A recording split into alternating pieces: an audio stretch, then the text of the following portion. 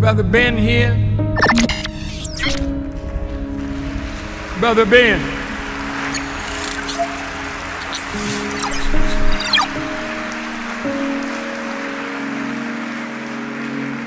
Now, Ben got a heck of a program. A lot of people listening to Brother Ben. And Ben tells them about the minister. And Ben tells them about the minister. In the name of Allah, the Beneficent, the Merciful. In the name of Allah, the Beneficent, the Merciful, I bear witness there is no God but Allah, and Muhammad is his messenger. I would like to greet you all with the greeting words of peace. We say it in the Arabic language of Assalamu alaikum. Welcome to part 2. Welcome to part 2. If you missed part 1, please go check it out. Planned on going live yesterday, but got busy with something, so I apologize for that. But this is part 2 of addressing, did the Honorable Minister Louis Farrakhan say that he turned hypocrite? On part 1, we shared the video where the minister spoke on that, how he no longer believed that Master Farrakhan Muhammad was God and the Honorable Elijah Muhammad was who he was, the Christ. And the minister at that time also began to follow Wallace, who deviated from his father. Now, the question is why?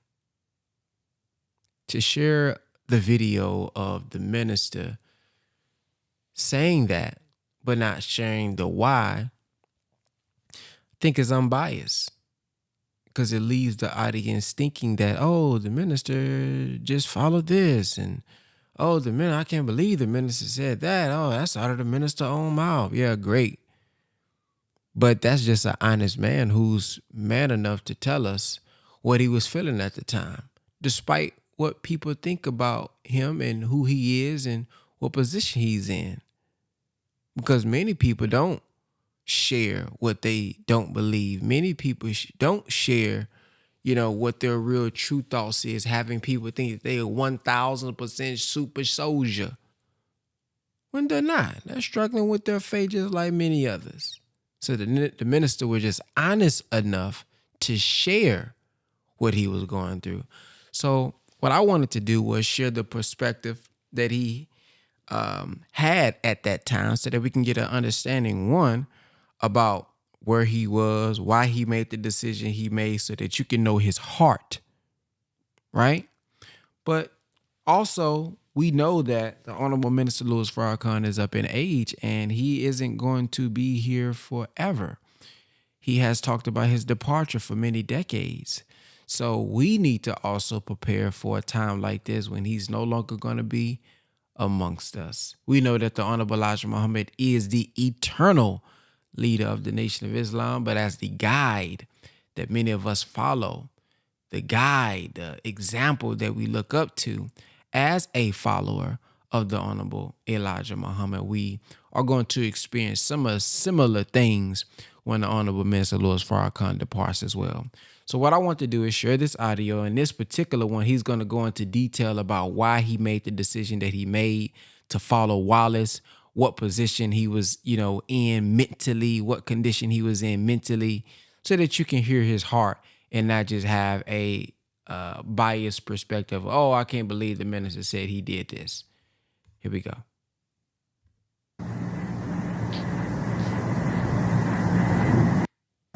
Judas is looking on. Now, evidently, those women doing that for Jesus struck something in his heart. And that's the same thing that happened with the son of David, Absalom. He saw David's wife and wanted David's wife. That has both a physical and a spiritual meaning, brothers and sisters. Because Wallace has cohabited with the spiritual wives of the messenger who were his ministers. And it's written in the book, 200 men of renown followed after Korah. And when the Honorable Elijah Muhammad left us, he had spiritual meaning, brothers and sisters. Because Wallace has cohabited with the spiritual wives of the messenger who were his ministers. And it's written in the book, 200 men of renown followed after Korah. And when the Honorable Elijah Muhammad left us, he had 200 temples and 200 ministers, and practically everyone went right behind walls. Why did they do that? Why did you do it, Farrakhan? Was it because you was a punk? I want to let you know, brother, and all of you in here, this ain't no punk talking. If all of these brothers got the hell out of here and went back to where they came from, I tell it just like I see it and die on it and kill on it, because Muhammad didn't make me no faggot, and I didn't shut my mouth February 26, 1975, because I was afraid. You don't know the inside of me until you ask me or ask God. And I know if you tell me that God revealed to you that I was afraid, I'll tell you, bring your God and I'll kick his butt. Because he'd be a damn liar. There wasn't no fear in me. Just like some child nigger came to my house the other day and told me what his God revealed to him, that Farrakhan was dipping in the treasure. I said, go bring your God, and I'll snatch his so-and-so tongue right out his mouth and yours along with him. I ain't never taken as much as a dime or as little as a penny from the nation. And I'll die on that, and I'll kill on that. I've been lied on, I've been slandered, I've been evil spoken of. That's why I came to see you. So you could see the man that you've been hearing all this crap about and look at me, listen to me, feel me, question me if you want me.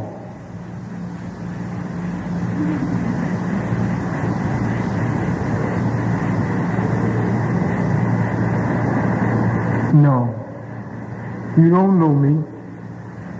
And I think if you don't know me, then let's get acquainted. Let's get acquainted. Brother and sister, when I started rising and becoming popular, now remember, no man can see himself. He needs his brother as a mirror to help him see himself. I don't know how I look to you all. I thought I was fairly humble, but I kind of found out later that I was a little arrogant. And I was kind of proud, and I loved God, but I kind of sort of loved some of the world too. Allah knew that, and the messenger knew all of that, because he could see into men and women. Then nobody come and sit at his table to fool him. He just maneuvered you in such a way that you didn't even know you were being maneuvered, till you just showed your total self. Oh, brother, the man was and is a master. And he masters us right now from wherever he is. If he's in the grave, he's a master.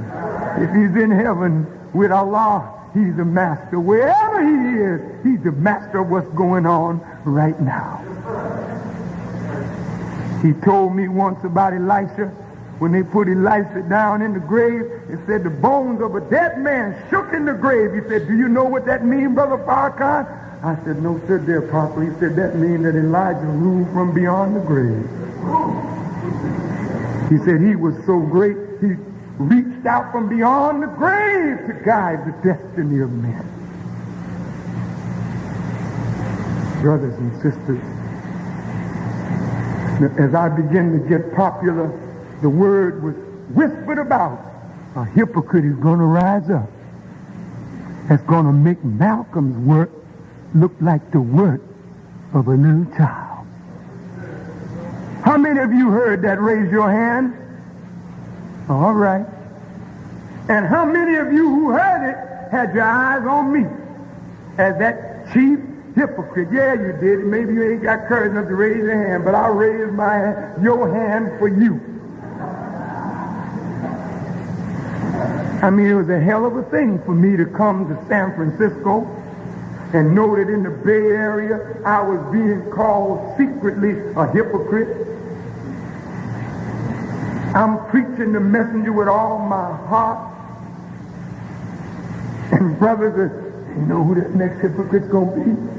Yeah, Farrakhan, man. Watch Farrakhan. And God had you watching me so the real one could come up and slip in. Like the scripture said, the kingdom of heaven is likened unto a man who sowed wheat in a field. And while men slept, an enemy crept in and sowed tares in among the wheat.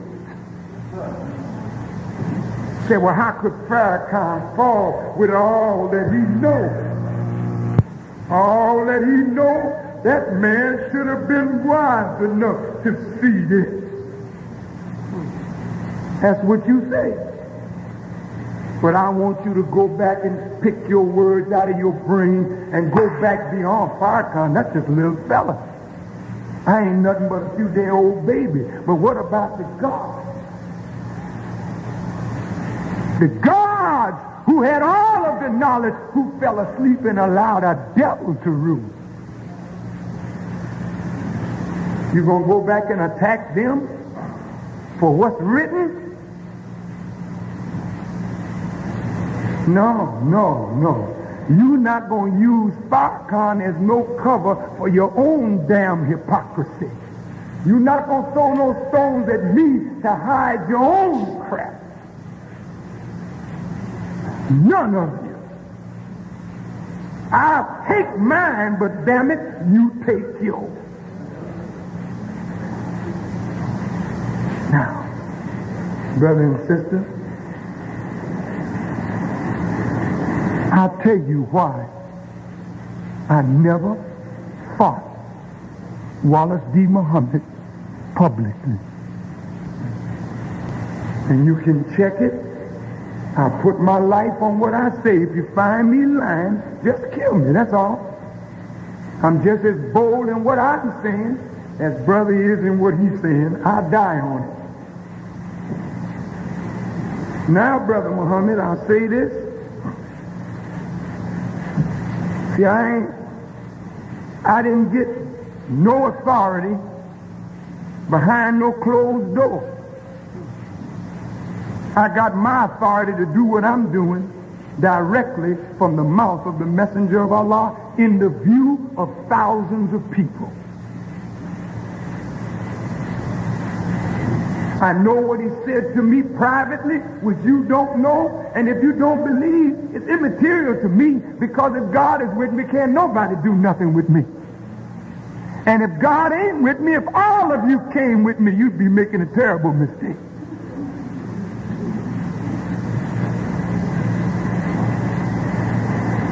So popularity ain't got nothing to do with this. It's what God and the messenger had in mind. Now, many of these ministers, during the height of all of this talk of hypocrisy that this new hypocrite was going to rise, the theology of time came. And the messenger, I was sitting in the back of the ministers, and the messenger called me out and sat me down in the front row. He said, I want you down front, brother, where I can keep my eyes on you. It could mean evil, it could mean good. Depending on how you look at me and how you look at the messenger and what you got in your own heart. When I sat down on the front row, the messenger looked at me and said,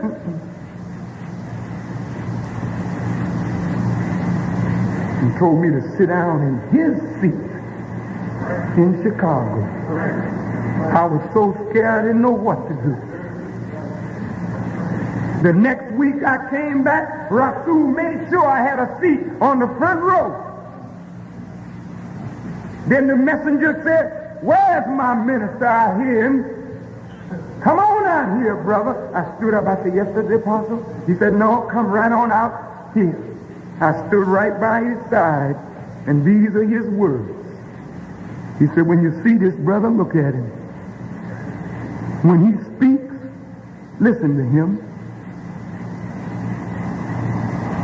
And whatever he tells you to do, do it. And whatever he forbids you to do, don't do it. He said, for this brother will get you across the river.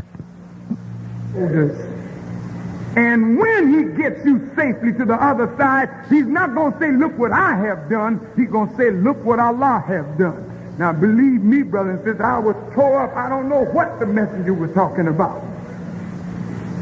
I went on back and faded into oblivion. 1975 comes up. No, 74. You got to hear it. So you'll know, because I might not be coming back this way no more either. But I'll tell you something. Something is coming behind us.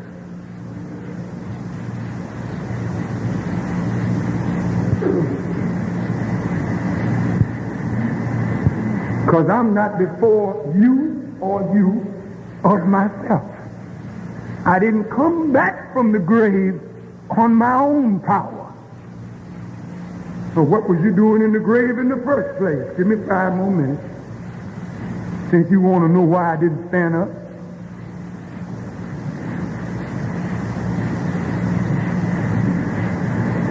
Brothers and sisters,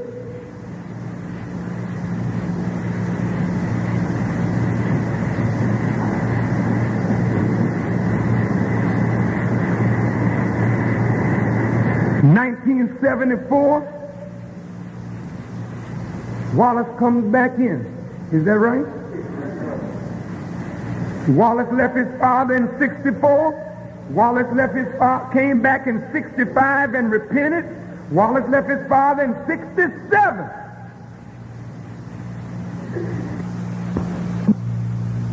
And in his own Bilalian news, he said, when he made his pilgrimage to Mecca, he said that he would oppose anybody, even members of his family, if they didn't follow the way of Prophet Muhammad. These are his words.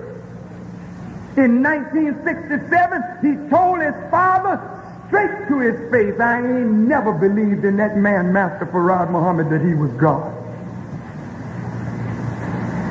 He came back in 70, and left in 71. And when he heard the messenger was getting sick, he slipped in. Now remember, them women that was anointing Jesus' feet, it's old slick Judas hypocrite hid his hypocrisy behind a firm resolution.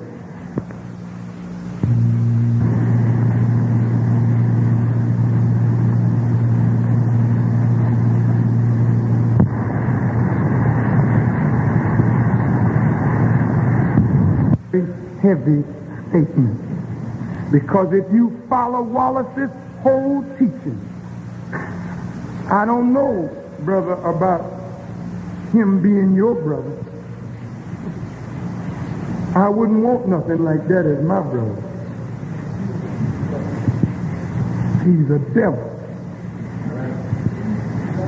And if he submit, that's between him and God. But Noah's son was killed. Absalom was killed. Judas went out and hung himself. And every day that Wallace opens up his mouth, he's hanging himself. Now, brother, he started hanging himself when he got in his heart the sick idea that he was greater than his own father. That's the words of Iblis in the Holy Quran. I am better than you. And the Holy Quran says, when the devil said, respite me till the day when they are raised. And Allah said, surely thou art of the respited one. And the devil said, I'll come at them from before them, from behind them, from the left side and from the right side. And you're not going to find most of them thankful. I will make all of them deviate. And Allah said, whosoever follows you, I will certainly fill hell with you all. And just like Allah makes everything according to this Holy Quran in pairs, there's a physical manifestation of that Judas and there's a spiritual manifestation of that Judas. There's a physical manifestation of that Korah and there's a spiritual manifestation of that Korah. For wealth is not only money, wealth is wisdom, wealth is fame, wealth is reputation. All of that is considered wealth. Now, brothers, sisters, when Wallace came in, he said from his mouth later that every time he came back, Raymond Sharif would question him. But this time when he came back, his father wouldn't let Raymond Sharif question him. Now we got to ask, why? Why did he let?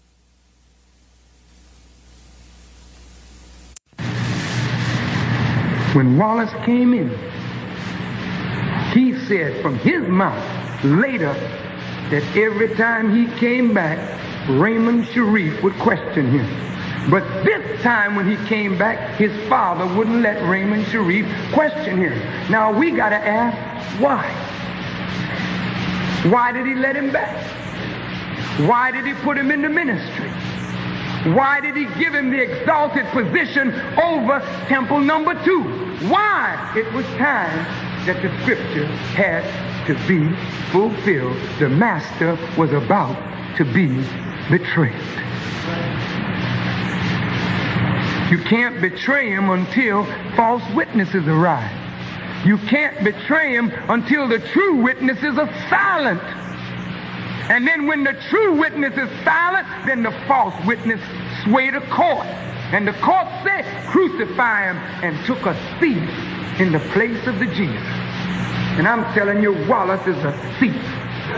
He stole the house. He stole the affection of the people of his father for himself. He stole a seat that wasn't ordained for him, but he can't remain in it too much longer because time is up.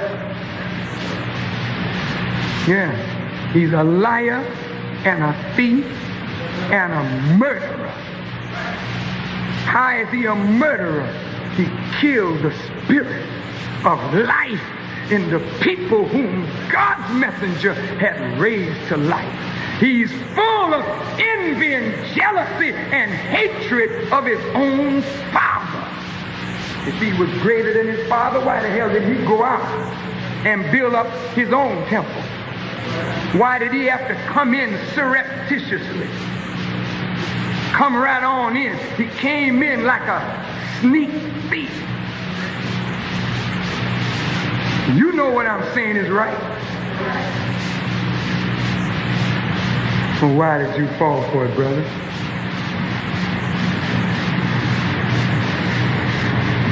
You don't know this maybe, but when Wallace came back and his father was in Mexico sick,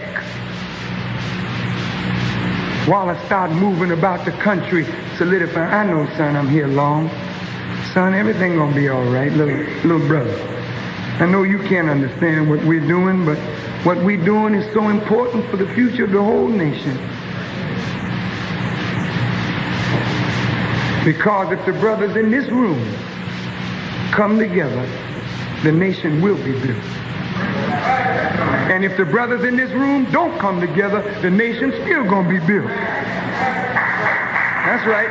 Because ain't nothing gonna stop the words of Allah.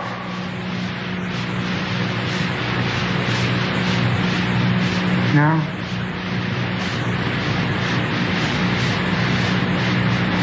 old Judas kept waiting for the opportunity. I got FBI files from the Freedom of Information Act. Brothers and sisters, I wish you could read what was going on in our nation that you attribute to good, clean, sincere Muslims. Most of the Muslims were not liars and thieves and cutthroats. These brothers and sisters believed in the messenger and they tried to live that life. Yeah, there was a few slipping and a few dipping, but they were not the rule. They were the exception. Because the messenger put the fear of God in his followers.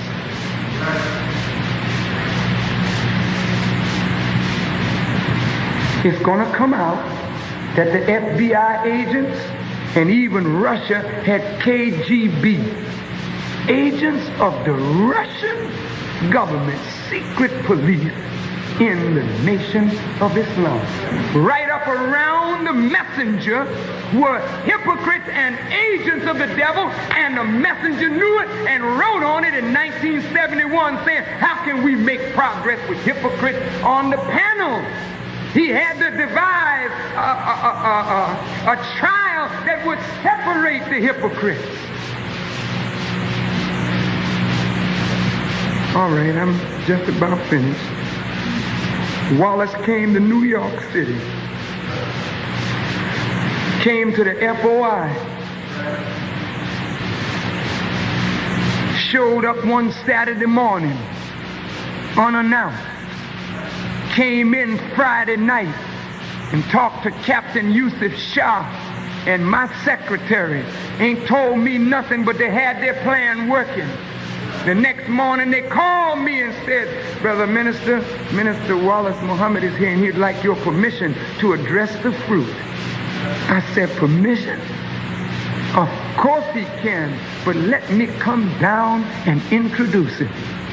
I ran down and was so glad to see him because everybody that loved the messenger loved Wallace D. Muhammad. All of us loved him. And I introduced that man in his own tape. I said, this is the one that the messenger wanted to help him in this work. And when I brought him forward, he said, you and me don't have no problem. I didn't know what he meant. But then he started talking, real independent life. And then he said Master Farrakhan Muhammad was more a savior of white people than he was black people. And the antennas went up. Then he turned around at me and said, Brother Farrakhan can keep his post as the national representative if he obeys the law. But if he breaks the law, I'll sit him down. And if 10 million of you don't like it, you'll just have to get used to it.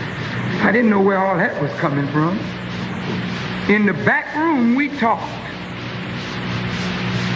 Wallace moved to Los Angeles, got all the laborers here. He moved into Atlanta, got all the laborers there. Finally, the messenger is back in Chicago, in the hospital. Looked like he's getting better. Then he takes a turn, quote unquote, for the worse. And the stuff is flying. They keep asking me, come to Chicago, see the messenger. I had a little cold, but I used it as an excuse. I said, no, I don't want to see the messenger because I got a cold. And I don't want any germs from me to make him any worse. But in my heart, I knew that wasn't my reason.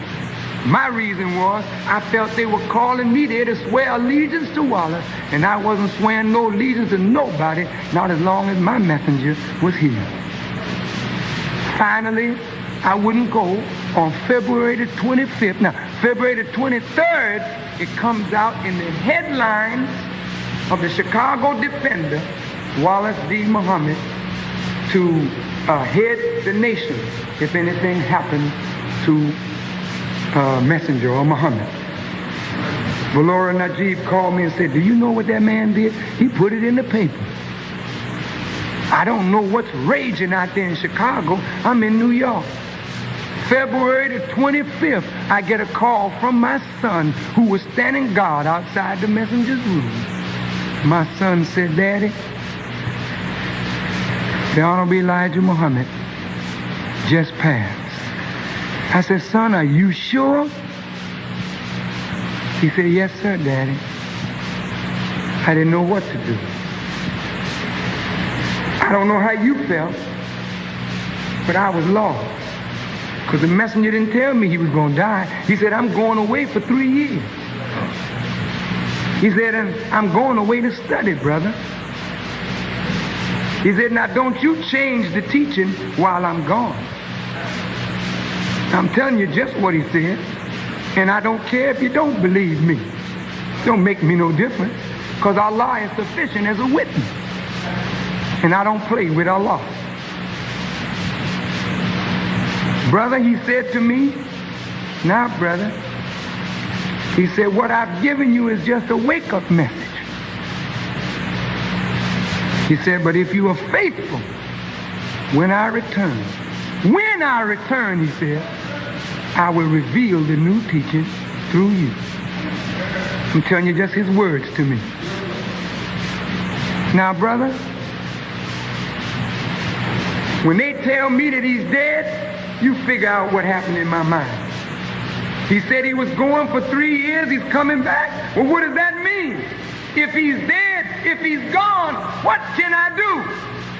I got confused. And I said, well, man, I can't. Even though he told me that I could sit in the chair as a father over the house in his absence, he said that too. But I can't lie to you. I can't play no games with your life. This ain't about a game. And if I didn't think I knew what the next step was, I couldn't sit in the seat.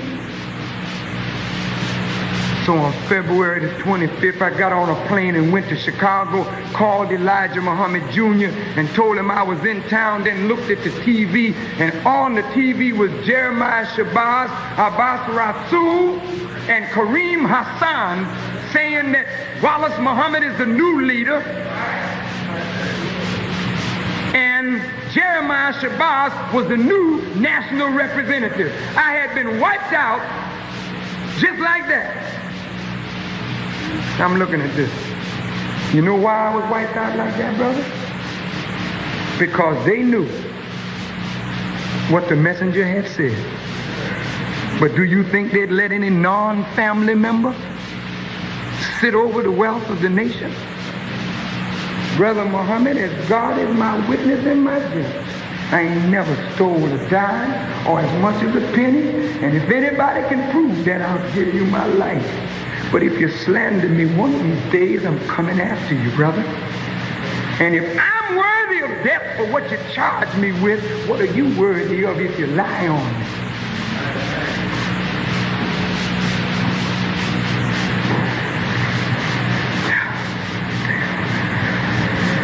The next morning, February the 26th, I meet with Wallace D. Muhammad in the office. Tears in my eyes. I said, brother, I came to offer you my help in the awesome responsibility that you have undertaken. Hear me now. I said, but brother, when you were in New York, you said something about Master Farrakhan Muhammad that I would like you to clear up for me at your earliest convenience. But today, the devils will be watching, and they'll use anything we say to foment division among the Muslims. And I said to him, I will say nothing or do nothing to contribute to no disunity. He looked across the messenger's desk and said, brother, I need your help. Sharif, he came out from behind the desk. Sharif stood between him and me, had one hand on his shoulder, one hand on mine, and said to me and him, brothers, from this day forward, if you have anything to say to each other, don't say it in the public, say it to each other. We agreed. That's the morning of February 26th. That afternoon of Savior's Day, Sultan Muhammad comes to me and says, brother, where are your gods? I said, what gods? He said, your fruit from New York. I said, I guess they're over at the amphitheater. He says, man, well, you better get them around you. I said, for what? He said, man, these people going crazy. I didn't know what he meant. He drove me to the amphitheater, and they were expecting me to come in the front door. I came in the back door. And when I came in, they stopped me. The FOI stopped me at the door, wouldn't let me in until Rasul permitted them. And when I got up to speak, they had Jeremiah come behind me. Go look at the movie. Walid Baha and others stood up in case I said anything out of the way. They would have snatched me down. But listen, brother, Jeremiah have confessed to me. I know what went on now.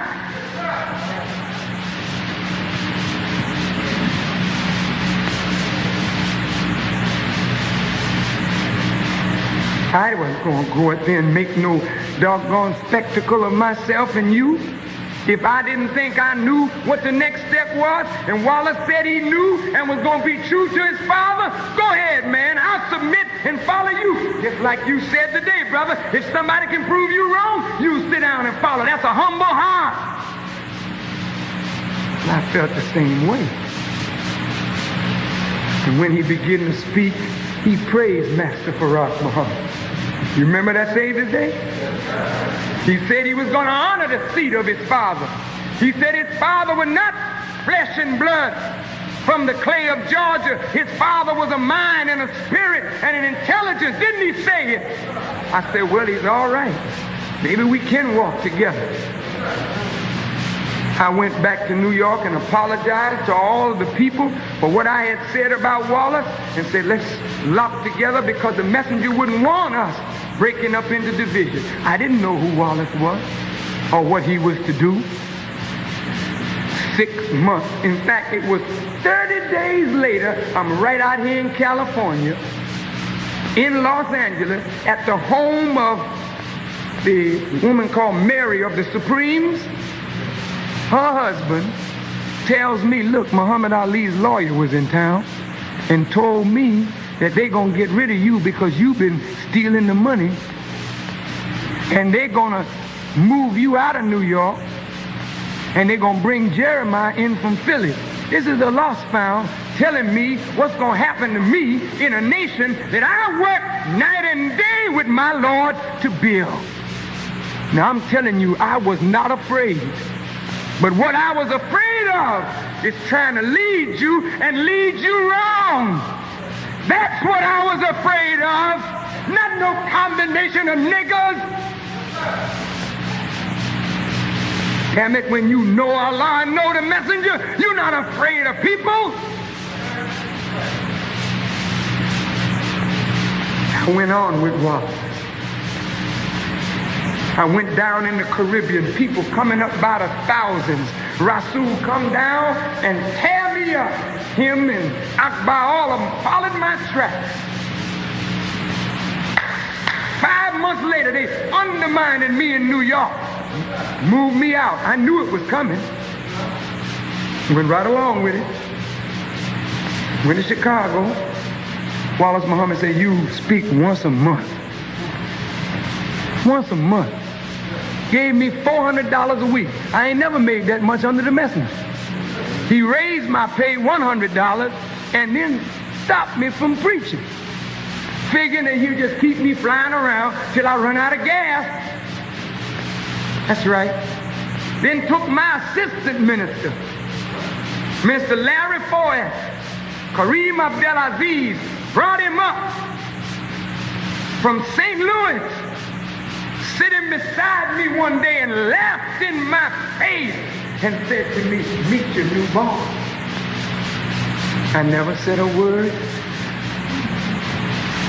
I went out with Brother Aziz for dinner that night. I said, Brother Aziz, just like you served me in New York, I'll serve you in Chicago. God had brought me down, brothers, so he could purify me for today. When Wallace started talking about his father, you don't know this, Brother Muhammad. You don't know this, Sister Muhammad. None of you know it. But I went to Wallace.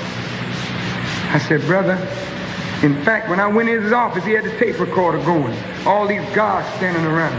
I can't talk to the leader of the nation and cut him down in the presence of his guards. I want to talk to him alone, man to man. And I've been talking to him like that, brother, long before I ever knew there was a Silas Muhammad in the world. I talked to that man face to face, tooth to tooth. I ain't afraid of a damn soul, brother, but Allah and his messenger. I want you all to know that.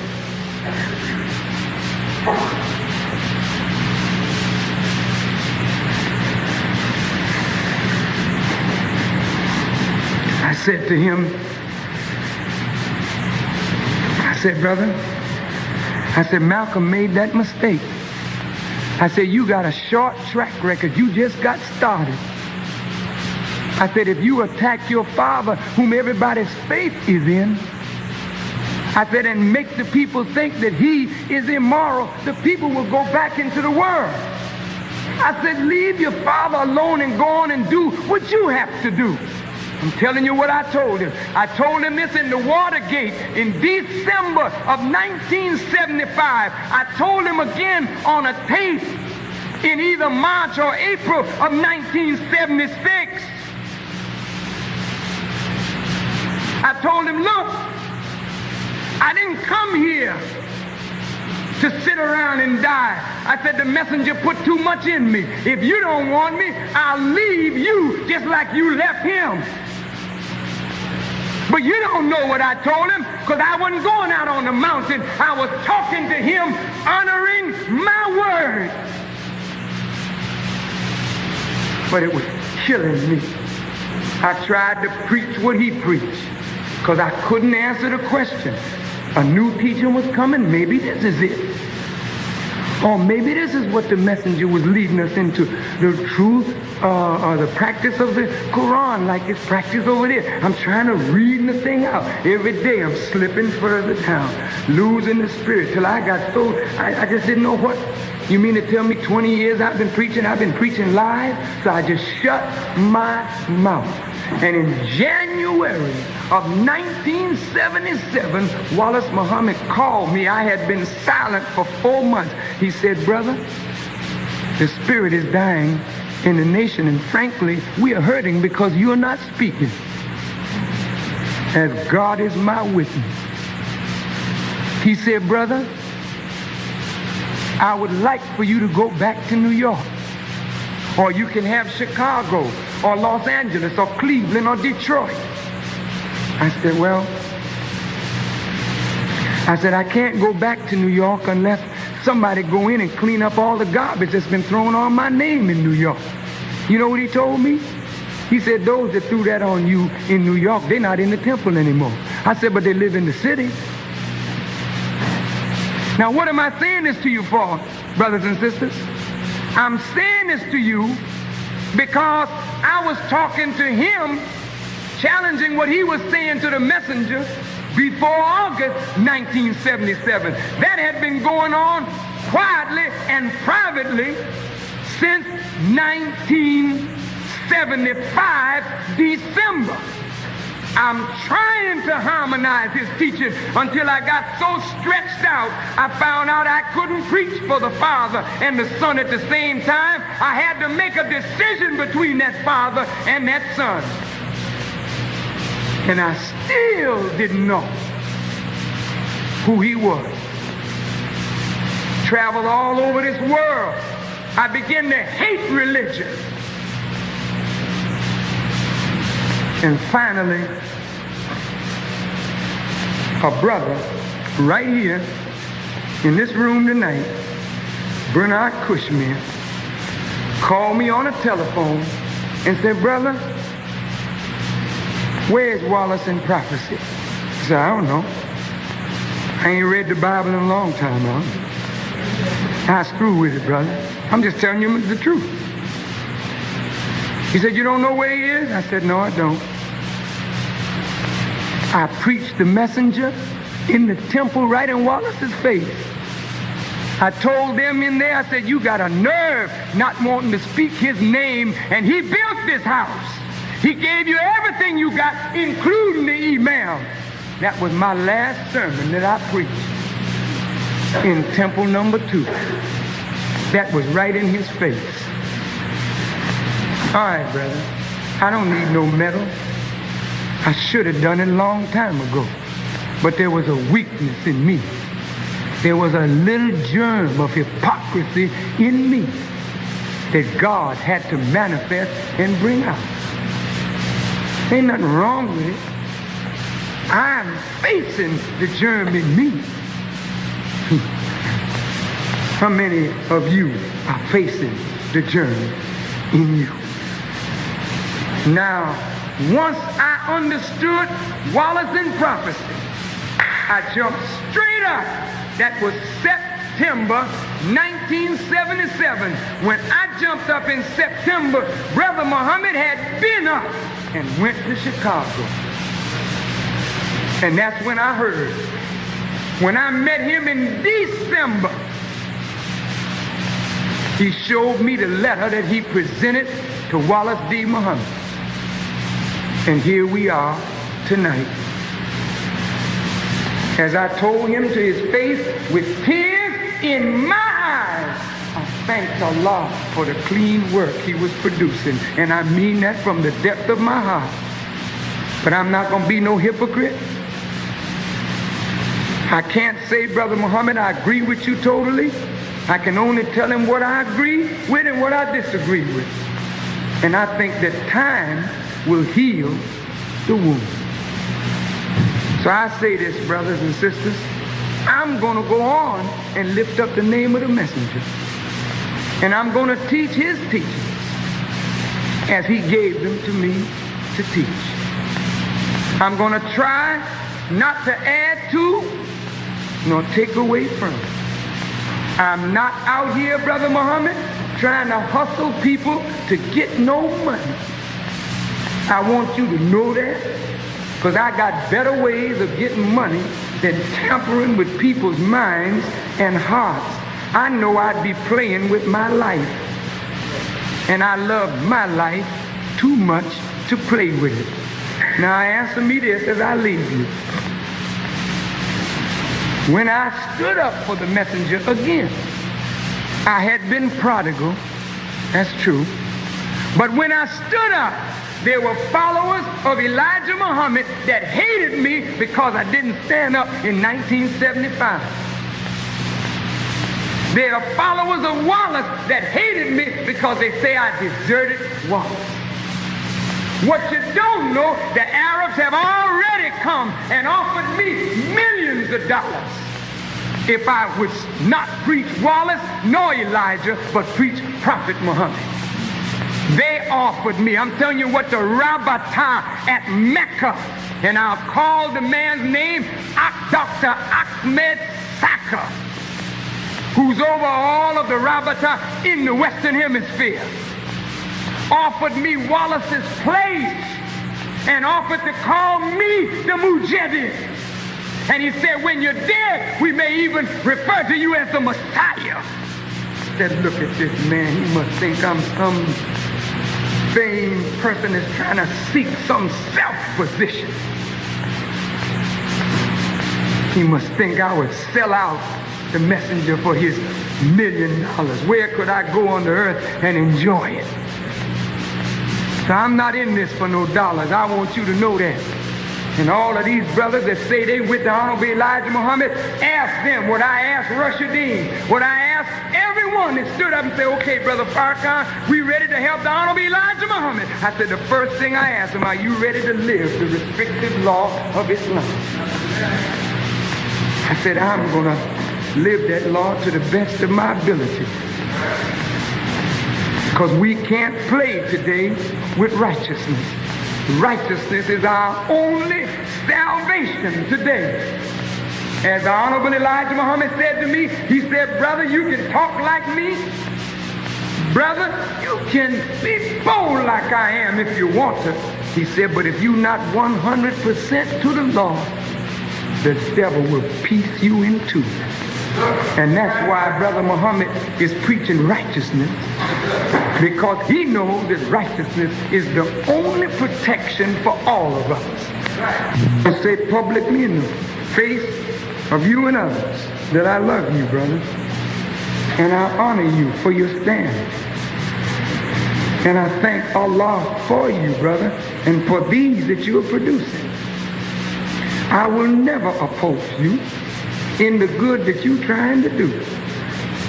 I will never go out and use my tongue against you, because Allah is sufficient as a judge over those who say they believe in him, and the Holy Quran teaches you and me that Allah will settle our differences. And I'm putting the difference in the hand. If this is his prophet, Allah is going to let us know it. I hope before too long, so that if he is, then we won't be the losers. And if he's not Allah's prophet, Allah's going to show that to him, because he's sincere and he means good and he is good. Otherwise he couldn't produce good. And that's why I love him, and that's why I came here tonight, because I said something better than what anybody hoped for is going to come out of this. We are not going to agree,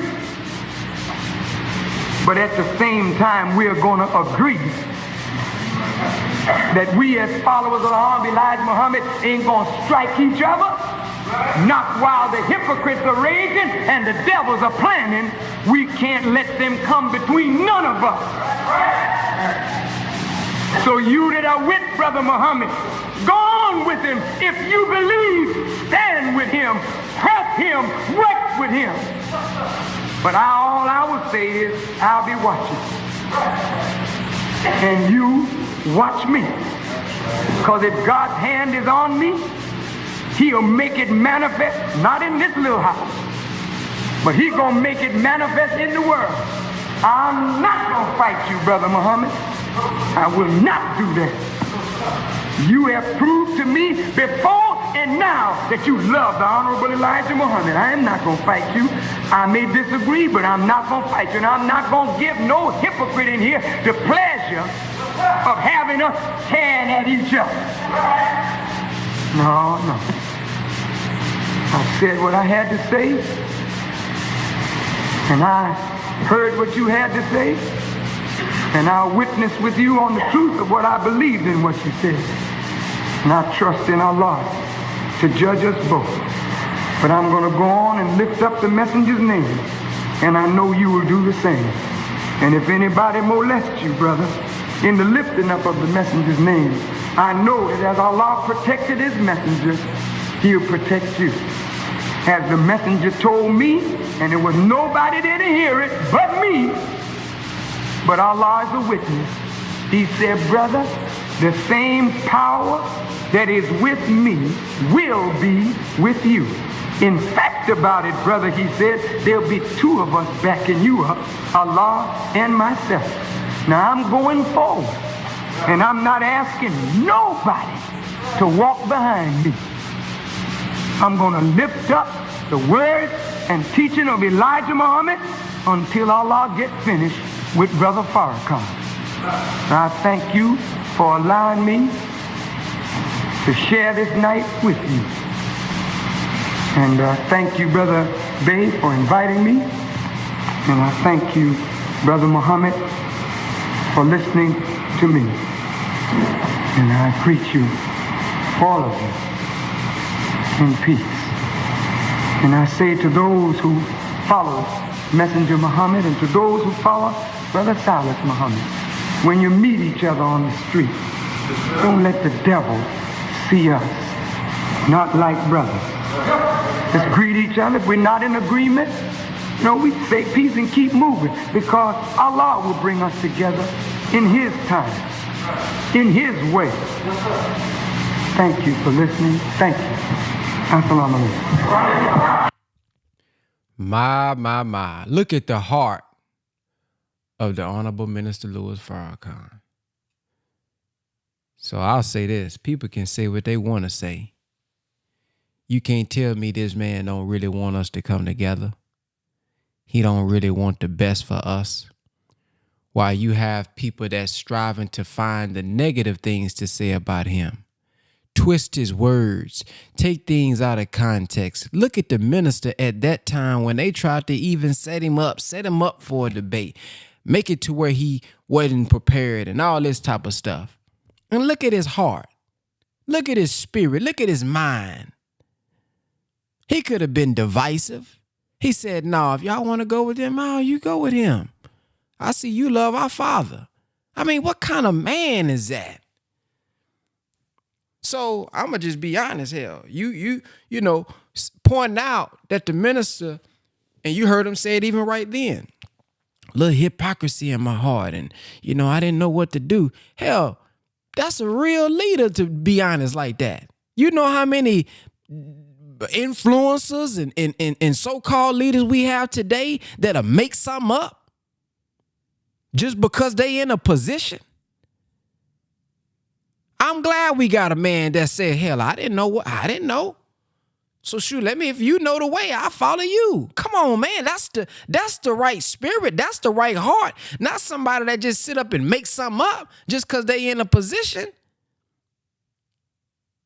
So that don't get me playing a video like that there. That shows me the inner heart of him. Wow, what kind of man would say something like this? And if you never had any doubt, a lack of faith in the area, you must be Superman and the real Jesus, the real white Jesus people think exists. If you never had, no, you just full faith with everything you do, huh? Full strong. You never have lack of belief, lack of faith in nothing, huh? So I like how the minister said, oh, I can deal with mine. Yeah, I know I got to deal, but can you deal with yours? See, it's easy to point the finger at somebody else, but what about yourself? It's easy to post about everybody else, but what about if that's what you like to do? When you gonna post about yourself? Tell us about you. Not all the good, not the highlight reel. So man, this is one of my favorite. It's probably one of my top 5, man, because of the heart that you get to witness of the minister. If you look at it from a surface level, and I think an immature level perspective, you could say, oh, I can't believe, like the minister said, oh, you got all that knowledge and you can't believe. Well, what about the guys who had all the knowledge and then they fail? Oh, how quickly we forget. So if you have anything that you would like to share, man, press the number 1. If anything in particular stood out to you that you would like to share. But I mean, if those who was late, just picture this, man. Your teacher tells you, when I leave, I'll be back in 3 years. Okay, I'm gonna go. I'm gonna be back in 3 years, and I'm gonna produce, when I come back, I'm going to reveal the new teachings to you. He's preparing you, right? Then he appears to be announced dead. Well, what do you do? I'm waiting on this new teaching. I'm expecting you to leave and come back. Hey, man, you didn't tell me this was going to be a part of the process. So he could have chose to be arrogant and say, yeah, see, he told me he was going to reveal it through me. I got it, soldier, get out the way. And don't really know what to do. So he's saying, well, hey, man, shoot. If Wallace saying that he'll submit to his father, I heard what his father, the Master Father Muhammad named him. He prayed for a son that he could teach. This is a letter that he wrote. See, the Honorable Elijah Muhammad, before Wallace was born, Brother Wallace was born, he was praying for a son who can teach to be a minister. So when he's born, Master Farrakhan Muhammad names him after him. So, man, he's knowing. So he's like, man, if you'll follow your father, man, I'll follow you. Now he's being accused of stealing money, minister working night and day. So the minister is saying, listen, man, well, you had all this knowledge while you follow Wallace. Hey, man, I didn't know what to do, and I was afraid to lead you wrong. So, hell, I don't know. So if he's saying he knows, wow, man, this just hit me about something. Goodness gracious. Wow. But if he's saying that he knows, he's saying, I'll submit, I'll follow you then. Because I don't want to lead him the wrong way.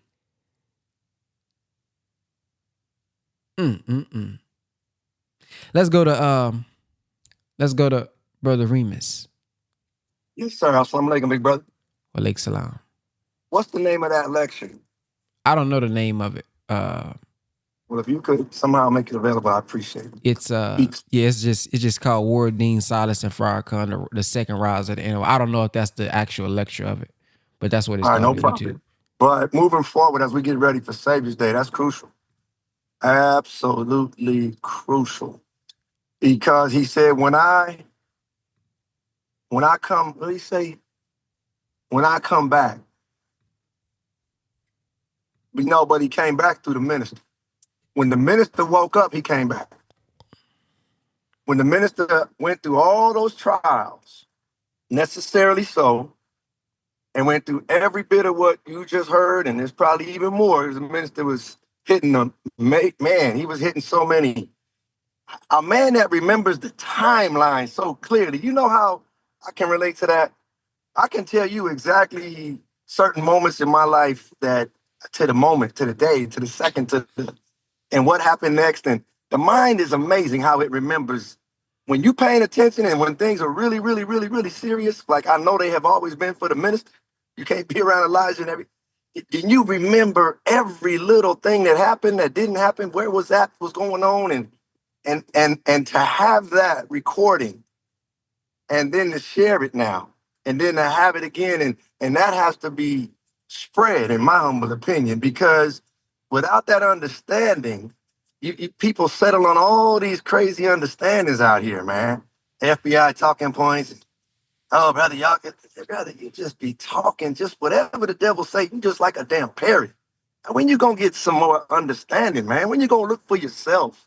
When you gonna come around and talk to the brothers that's still around? And so the nation is a nation of structure. And when the minister had to submit to the structure, we soldiers, man. You don't just go off. Everybody got different thoughts and ideas, but there's a structure, man. And that spirit that Marv Dean talked about was no longer present. Brother Minister Farrakhan, can you, I'm paraphrasing, but I'm just pulling back on the spirit of what we just heard. Can you come back around and teach? Because in essence, you got a spirit about you that's not compromising Elijah. Master Farad Muhammad was doing what he did to raise white folks? What? What? So, but the minister, okay, I'm out of here. Out of here, and where you gonna go, Minister Farrakhan? So of course he had to go through what he had to go through, man. But to read that on the outside so many years later today, and people want to act like, oh, he a hypocrite, or brother, you don't even know what's in you until you go through enough stuff. You don't even know what you may or may not do until you fall in. There's instructions you'll never get from Allah outside of these teachings, because there's nothing outside these teachings that could put that pressure on you to have to make certain understandings of structure and what you're going to do and what are you submitting to. And oh man, you have no idea what it's like to be in that furnace of affliction, and you don't even have an ex, or you ain't been around 10 years or 20, you know what I'm saying? And you have no idea. You ain't got enough children yet or enough responsibilities to halfway try to put oneself in that seat of Jesus. The minister said one time on a lecture, you don't have enough enemies to understand Jesus. You don't have enough people coming at you to really understand Jesus. And sure don't have enough to understand the minister. So that's to me, brother Ben, like you know, same thing. A man like that, boy, boy, boy. If you think you can do that, hey, man, let me stay away. I don't know what to tell you. I don't know what to say, but to not be in them shoes, and all of those that the minister goes to bat for, that's saying, no, these were some good people, man. In the nature of these black folks, they good people. They good people. They're not all just, they coming in striving to want to do right. They coming in striving to, they coming out of a crazy world, and there's a process that happens, man. They don't just, boing, got my bow tie yesterday. I'm just the savior now. Bruh, Doritos is still calling your name. You know what I'm saying? And bruh, it's a process. So the ability to stay in the process. I heard the minister say one time, man, how come I avoided the process, man? It's a process. It's not necessarily an easy process to just submit your will. We got some strong-willed people out here. We got some strong-willed individuals that your will is strong. Being it is a strong man. But to submit that, this is I could go out and make money all kind of ways. I'm not finna go pimp the people or whatever he said. I'm not finna go out here and lie and do some other. And if the righteousness won't sustain you, it ain't meant to happen. Oh well, keep it pushing. Go on to Hollywood. Go on to whoever, man. Go ahead on if that's what's calling you. But if that's what I gotta do to give up my God and go do that, and no, there'll be money coming somewhere. I don't know where, but not that. That's the minister's life. And then Brother Jabril got in his ear. I thought about the Quran when Allah revealed the Quran through Jabril to Prophet Muhammad. Peace and blessings of Allah be upon him. When Allah came back, where was Allah at? Prior to Prophet Muhammad getting the word from Jabril. So Allah came back, and when he came back, he revealed a book. Oh, we being revealed some stuff now that he came back up into the ministry. He came back, and the ministry, and Elijah Muhammad knew, just follow him. I tested him already. I put him under some severe tests. He ain't gonna deviate. He gonna get you to the other side. He got a certain kind of heart to say, look what Allah did. You know how much of a non-self person you gotta be to do all that and give all the credit to Allah, because that's the only place it is, and that's the only one. But you gotta be a certain kind of person to get to the quality of heart that you'll do that. It's easy to say, man. People want credit, but the minister, man, when you love deep enough, it ain't no problem. You can have that post. What are you tripping off of that? Hey, this work ain't going away. Take that post, man. We got to go do this work. There's work out here to resurrect our people. So I know people want to talk. I don't want to monopolize you, but thank you for sharing that, Brother Ben. Appreciate you. May Allah bless all of us. Happy Yes. Savior's Day. Happy Savior's Day. Yes, sir. Brother Daniel. Yes, sir. Assalamualaikum, family. It was a heavy one. I was planning on being quiet for a minute, but I couldn't keep quiet on this one because we're dealing with the defense of the Father. But as I'm listening to it, we're really defending ourselves. Allah is sufficient to defend the minister. I heard the minister say, if you said nothing, you won't take nothing from me. Your defense is to really help yourself. So, and listening to the Father, what really stood out to me is, what about the brown germ in you? What about the hypocrisy of self? You know, when Allah loves the people so much that he makes a man like the Honorable Minister Louis Farrakhan and puts this man in a position where he's before the whole world and purifies him in front of the world, then this man so true and in love with the God that he stands up and admits his own fault before the world. You can't find nothing like this except with the Jesus. He was bared, unclothed. He was naked, meaning his heart was exposed. He had nothing to hide. I like what you said, Brother Ben, when you talked about how many of us is going through hypocrisy and would come out and say this. Most of us would be making up some stuff that sound good because we're afraid to lose the people. Come on now. The minister was so humble, even with the kernel on his heart. He didn't want to cause division when he said he had a little vanity. He didn't want to cause division then. He didn't want to lead because he didn't know how. So the ego that he had wasn't big enough to make him take leadership. But Allah is about perfecting us. This man that's before us is the key example of how to overcome the hypocrisy of self. And if we don't recognize the atonement of a man who walked, atonement, 77 to now is about 48 years. And then we're going to talk about the 20 years before that. We're talking about 68 years of righteous service and conduct. I looked at the 3 years or 30 months that he failed. I said it's not even 1% of his life in the nation. It's 0.04, which is like 10,000th of 1%. We're talking about almost 68 years of total dedicated service. I've been in the nation 28 years. I don't even know if I got 68 hours of service like that. I know I don't. Most of us, if we be honest and look at ourselves, we don't have no 68 years, 68 hours, 68 months. But it's not a condemnation. What it is that we have to look at ourselves and accept responsibility and look at the example of a man and clean up and take his example and try to walk it and stop trying to condemn. If the minister is condemned by anybody, all of us need to just go ahead and jump in the grave. Because if that man lived almost 99% of his life in submission once he came into the teachings, and Allah used that as a barometer, and then start judging us mathematically from our barometer, even the one who posted this, you might as well go jump in the grave, buddy. Because you don't have that type of walk.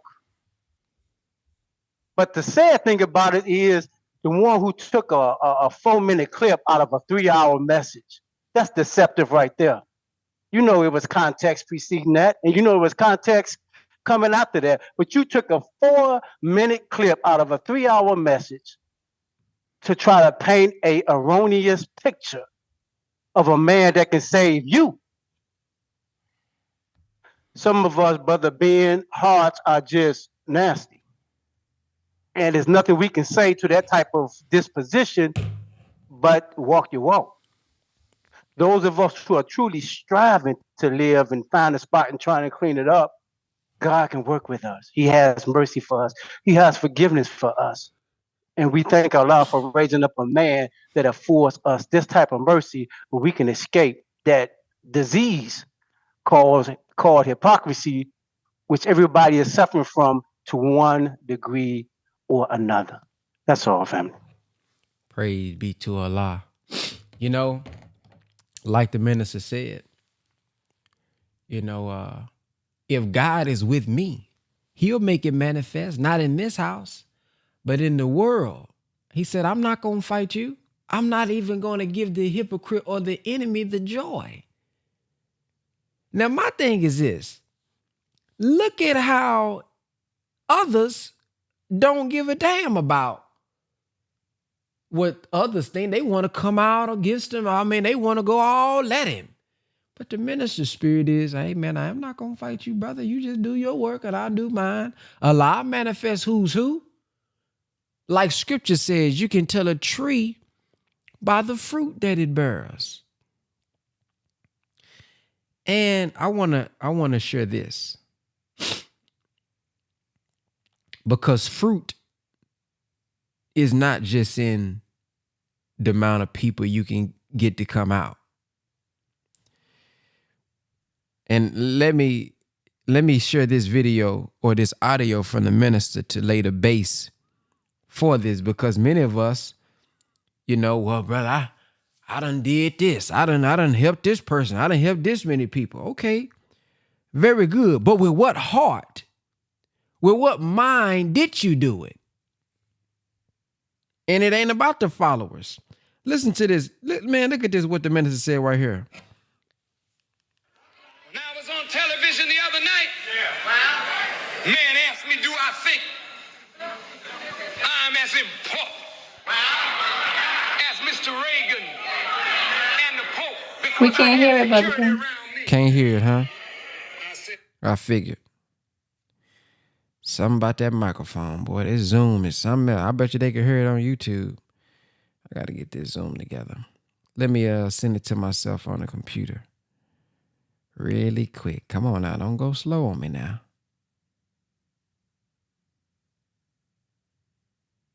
Okay, there we go. Making some progress. All right, so check this out. This is a video. Oh, wow. Why is it doing that? This is a video from the minister speaking on followers. All right, Come on now, let's see if we can get this. Okay.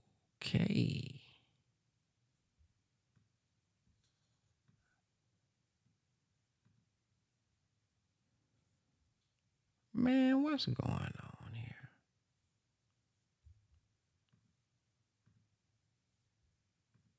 Okay, here we go. Check it out. Here we go.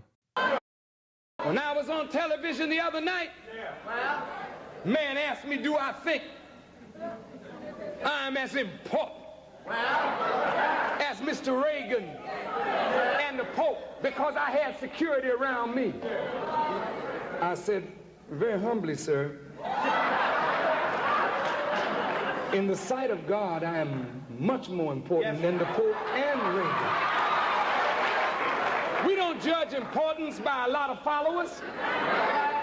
Jesus didn't have more followers than Caesar. He was so much more important. Moses didn't have more followers than Pharaoh, but in the sight of Jehovah, he was so much more important because he carried God's idea. You can't equate a president that is the head of a house of misery and death with a man that represents God's salvation to the people. You can't compare the leader of false religion with God's servant who comes to condemn it. So, laying that as the base, look at what the minister said here. Leadership is undergirded by a divine principle. Some of us think that good looks makes us good leaders. And maybe that's why we're in the condition and shape that we're in. Leadership is not for the arrogant. Some think that great articulation of words and beautiful speech is what makes good leaders. And maybe that's why we're in the condition that we're in. Because we always choose leaders that can speak well but don't do well. And we always choose leaders sometimes that appeal to our fancy of what leadership is without ever considering the divine principle that undergirds real and true leadership. Black people today don't need leaders who want to be, who are seeking somebody to carry their bags and to help us live better with finer cars and clothes and homes and good neighborhoods. Black people don't need that. Enough of that. As the Quran says, away with that. But how will we choose? What standard will we use? And this is why scripture teaches that when God chooses a leader, he does not look without, he looks within. He chooses someone that maybe the people would never choose because we are made to look upon the outside of a thing because we're not wise enough to discern the inner principles that people have built their lives on. So I want to talk about the characteristics of leaders. He said, why does God look at the heart? The hearts of people are where their innermost motivations are hidden. People that have hidden agendas and mask it with noble words to enhance their look among the people. But God looks at the heart. And the heart of those who will lead today and tomorrow. So, God's idea. It's about God's idea. So we got to make sure that it's not just a good word that we looking for, nice look that we look for, or a following that we even look for. The heart, the spirit, the mind is what makes the minister who he is. Whenever you got to make a decision, a tough decision, you got to have the right mind, the right spirit, the idea. You got to be making it from the idea of God, not from an idea of arrogant. Look at me, my way or the highway. Or you coming from an evil motivation that leads to us eventually making bad decisions. And if we make a mistake, as we all obviously will make mistakes, you may not know how to recover from it because you're not humble enough to admit it like the Honorable Minister Louis Farrakhan and correct your path. So it's not that we won't make a mistake, but mistakes don't exist because you correct it.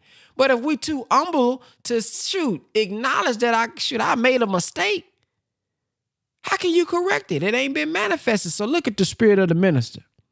He said here in my notes, he said in temple number 2, the minister spoke about the messenger to his face. He said there was weakness in me. It was a germ of hypocrisy that God had to manifest, which was good. Now we know how the believers, boy, think about the word hypocrite. Y'all know, that's one of the supreme cuss words. What type of man can admit something like that? Hey man, I had a germ of hypocrisy now. But hell, if we look at our lives and examine our lives, we got a germ of it too somewhere. Somewhere. But what do? We look at what we really, really, really strong at. And we say, well, brother, you ain't doing this because you strong in it. It's an area that we don't know about that you're weak in now. So don't mask it like you're perfect. Might well lose that one. Hell, we all know that the scriptures say this. No, not one is holy. So let's not act like we all perfect. So to point out the flaw or to point out something that the minister shared with us out of humility, really, and good leadership, to try to make him look bad isn't a good look to me at all. It actually makes him look even better if we have the right perspective and heart. That lets you know that, man, this brother right here who was before us, he's going to be honest. And by him saying this and doing this, I know he ain't going to strive to lead me in no wrong way if he know it's wrong.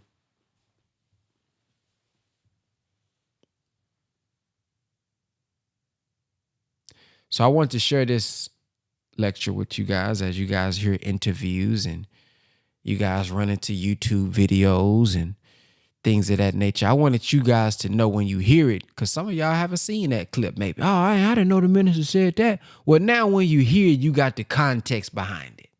Now when you hear it, you got the understanding and you understand his heart when you hear others speak about it and talk about it.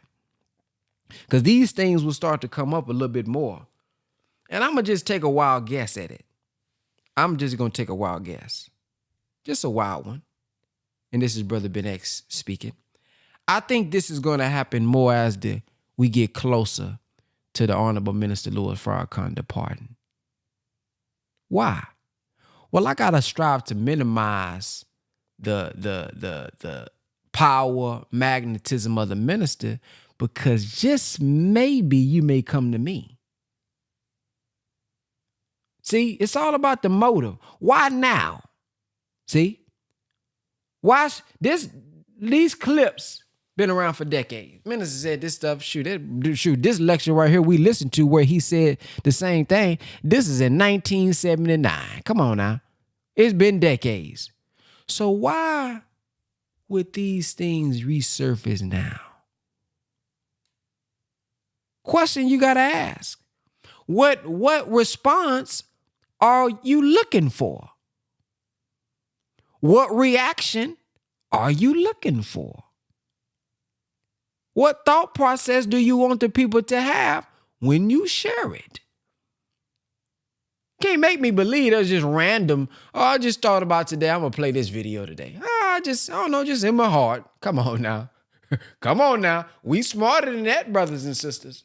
So we got to be very careful because we are taught that there's a falling away that has to take place. There's a falling away that's going to take place. We don't know how our trial is going to come. There's more that's going to come out about the minister as he shared with us. But like they say, what that blind man say? He say, shoot. This the modern version. He say, shoot. I don't care what you say about him. All I know is I was once blind and now I see. All I know is I was once blind like a mug, and now I see. So we gotta get ready. We have to handle the dissatisfaction that we have. We got to handle this because see, what happens is you go amongst the dissatisfied. That's what we're talking. You go amongst the dissatisfied. So if we don't handle that dissatisfaction, if we don't handle that doubt, if we don't handle that, oh, I got something in the back of my head, how I wanted this to happen. I felt like I was mistreated. So it's easy for somebody to drop a seed on you because you ain't really dealt with something. And now that dissatisfaction that you have, they drop a seed on you. Now you, what? I can't believe that. Now that's all you needed to hear. So during this time, man, get our faith together. Get our comprehensive knowledge together. Moses couldn't walk with the wise man because he lacked a comprehensive knowledge. Yeah, I heard you say we're going to put a hole in the boat. Yeah, I heard you say we're going to do this. But I didn't understand the why. And because he didn't understand the why, the reason behind it, he couldn't follow him. So to hear something but then not be fed the why, we setting ourselves up. So even in our supreme wisdom, I heard the minister say, it ain't just about us remembering. He said the real question is, why did God ask why in our supreme wisdom? So we can have the understanding and get up into the mind of God. So let's go back to Brother Remus. Yes, sir, beloved. Real quick on that last point. The Quran says, don't say you believe, just say you submit. And it goes on to say, because belief has not even entered your heart yet. We quick to say, oh, I got my ex, I'm a believer. Okay, we're going to find out. I remember one time you was talking about love. Do you love me? Oh, I love you. Okay. The circumstances have to get created to figure out whether somebody love or not. The marriage ceremony the minister talked about, right? You ain't married on that after the flowers and the presents. That date was a certain date that thing started. Check back in a week or two. Check back in a month. Let's see if we still got that energy a year from now. How about that? If we still got that energy 5 years from now, I mean, forever. I mean, at 18 and 25, you know you're going to be in that same mindset at 35 and 45? Okay. And it says, I'm going to stop doing these marriages. Because it's like you playing with your words.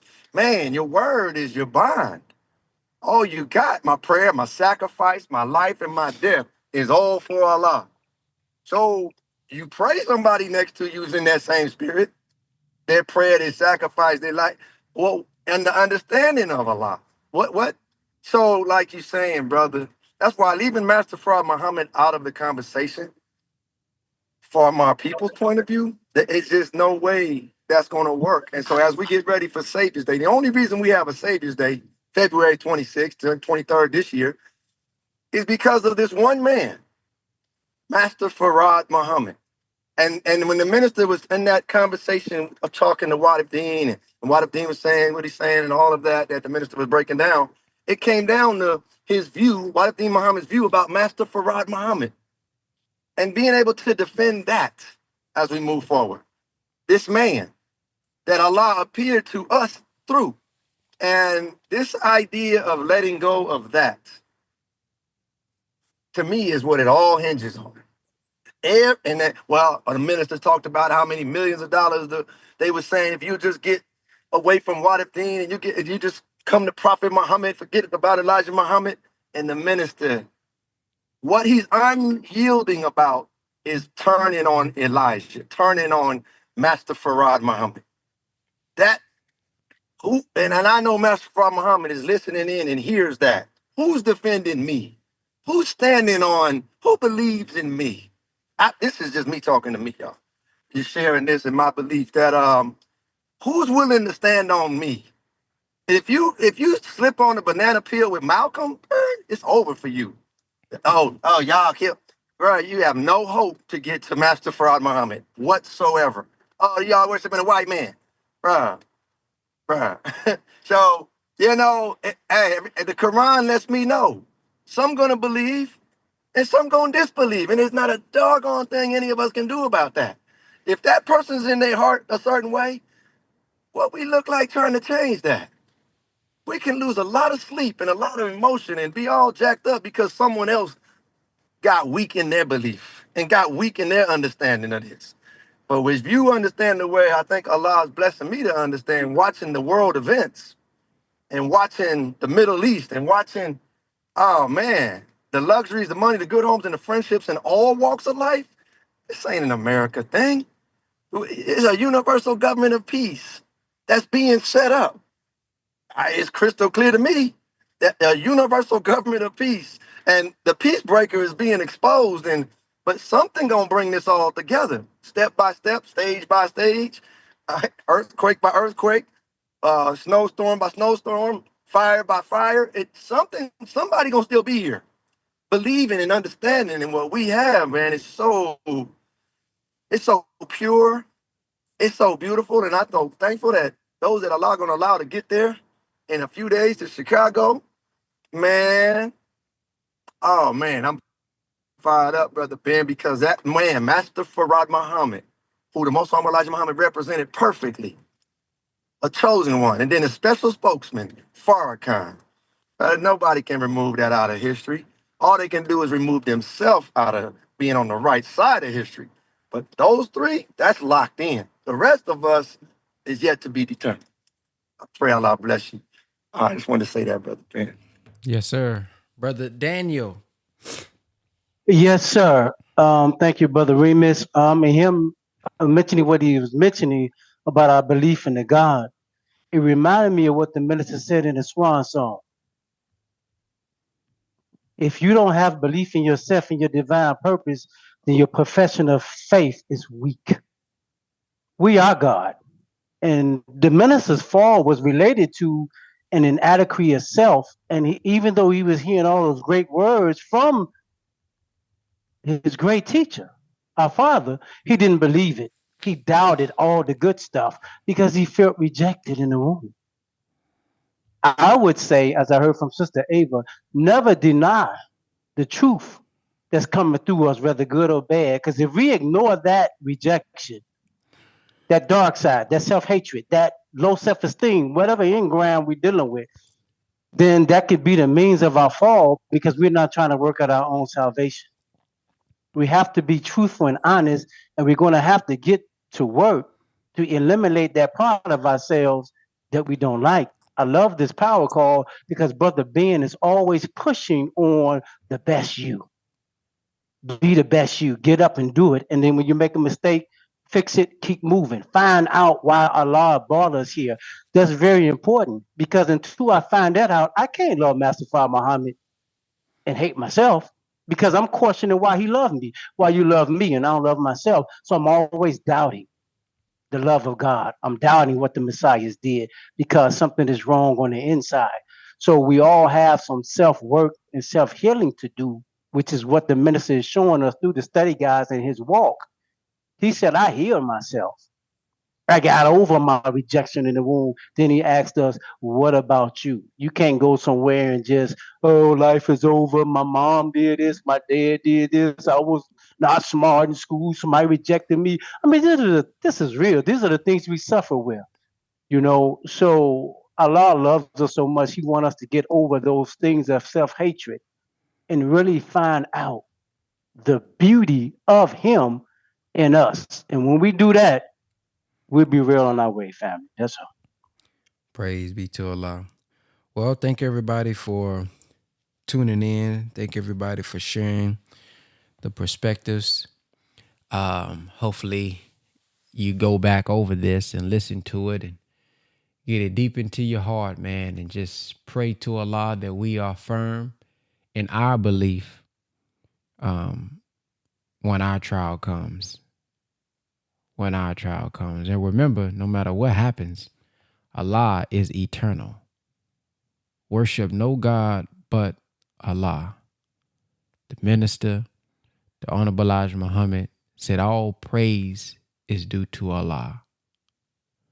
So we have to embody and make sure that we're worshiping Allah, following who we are taught to follow and supposed to follow, as scripture even says as well. One will be raised among you, and you must listen to him.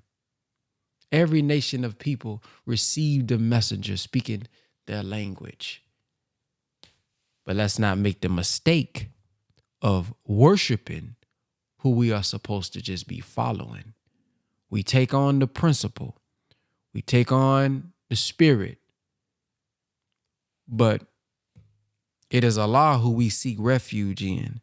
The minister said, as we close, he said, don't let me catch you talking foolish, saying, oh, the minister is leaving.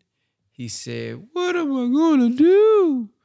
He said, do what you've been doing, but do it better. He said, you sound like a disbeliever in God. Come on now, God ain't going nowhere now. God is force and power, that wisdom that's eternal, because the body is finite. Body got to go. The body got to go, whether if it be when he leaves the first time or when he leaves the second time, but the body eventually got to go.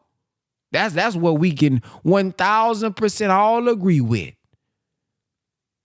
But it's the Spirit of God that dwells in us. Don't you know that you are the real temple of God and that the Spirit dwells in you? He said, don't call me no hypocrite, because I said that we don't worship the flesh of Master Farad Muhammad. Even if he has said that we will have him for 400 years, what will the children worship after he is gone? It is not the flesh that makes you God. It is the wisdom. It is the wisdom that is eternal. Come on now. That's the minister. So let us cling to the word. Let us cling to the Spirit of God and not be personality worshipers. So thank y'all for listening. I'll see you guys, inshallah, tomorrow. And y'all have a blacktastic day. And remember, man, how will God work through you today? Is it going to be through a word? Is it going to be through your representation? How will God work through you? If God works through human beings, how will he work through me today? Oh, speaking of, can I show y'all something real quick? I want to get y'all perspective on something. Really quick. Check this out, y'all. Man, this AI, everybody be complaining about AI, crying. I ain't gonna do this, gonna destroy the world. I'm like, man, use this for your advantage, all that crying. But anyway, look at this. I put this together, man. Let me see. Man, I done lost it. Did I lose it? Oh, no, here we go. Man, I put this together. I want to get y'all feedback on this if y'all don't mind, man. Check this out. The title Muslim means one who submits.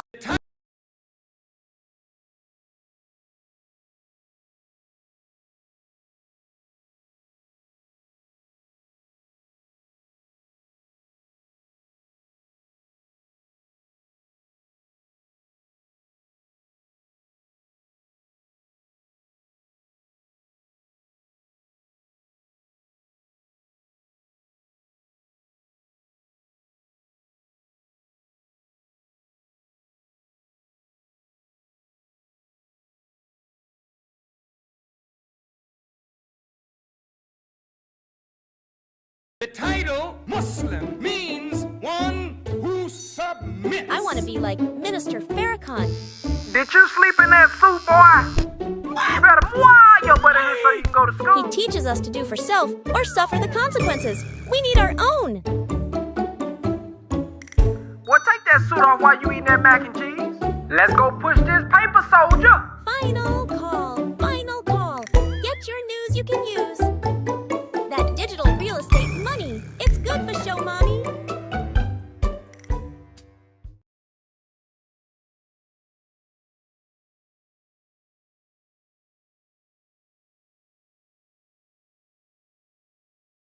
A name, brother. Does he have a name yet?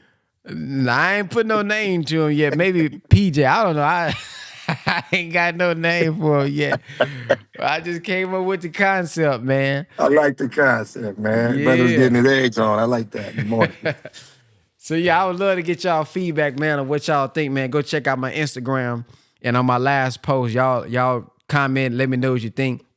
I might turn it into a series, but it do cost money for me to do that. So I did that with AI. So I trained the AI, and I have to literally animate each frame, and I gotta buy credits and stuff. So this is the type of stuff I would love to do, man. I just want to just be free enough to just sit here and be creative and do stuff like this all day.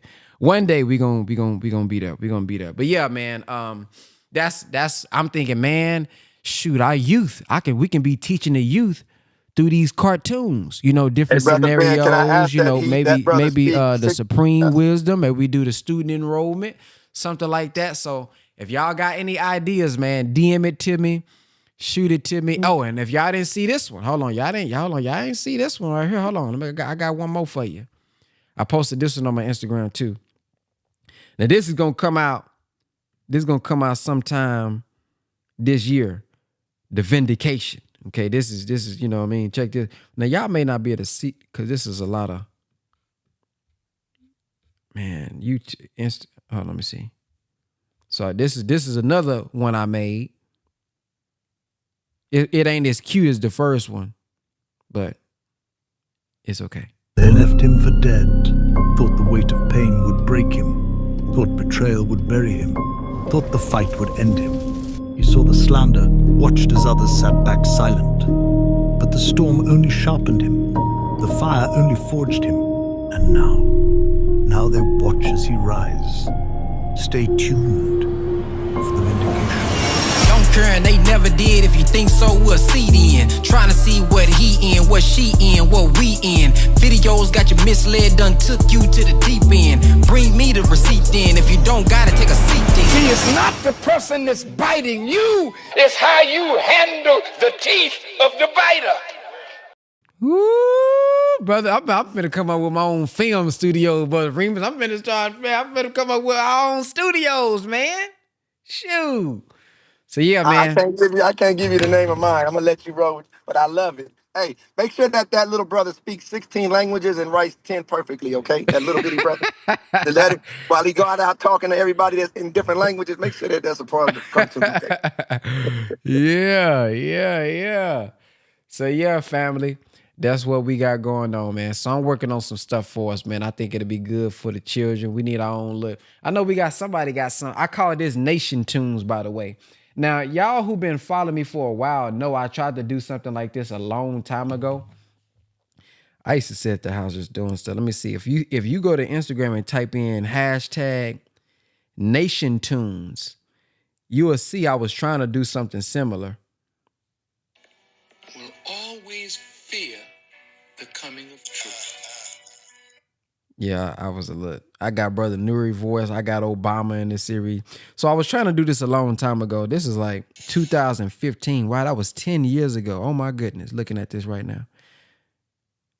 I got one with, oh man, I got a lot of stuff. But yeah, so that's what I'm gonna do. So when I get where I want to be, I want to just be able to either pay somebody or spend some time just sitting here, creating our own animations now, you know what I mean? Create our own little movies. And, we may not have the millions of dollars or billions of dollars to sit here and produce a series with flames and fire and all that stuff. But shoot, now we can utilize AI to make some of this stuff, versus complaining about it and crying about it.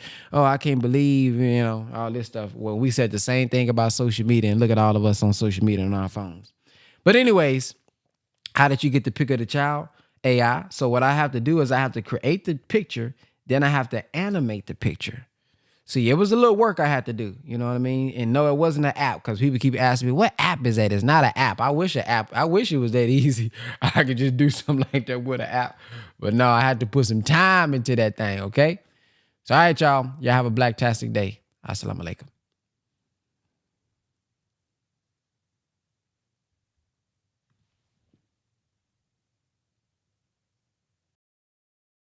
Here,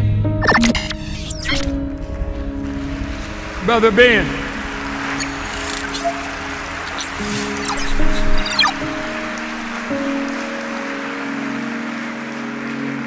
Now, Ben got a heck of a program.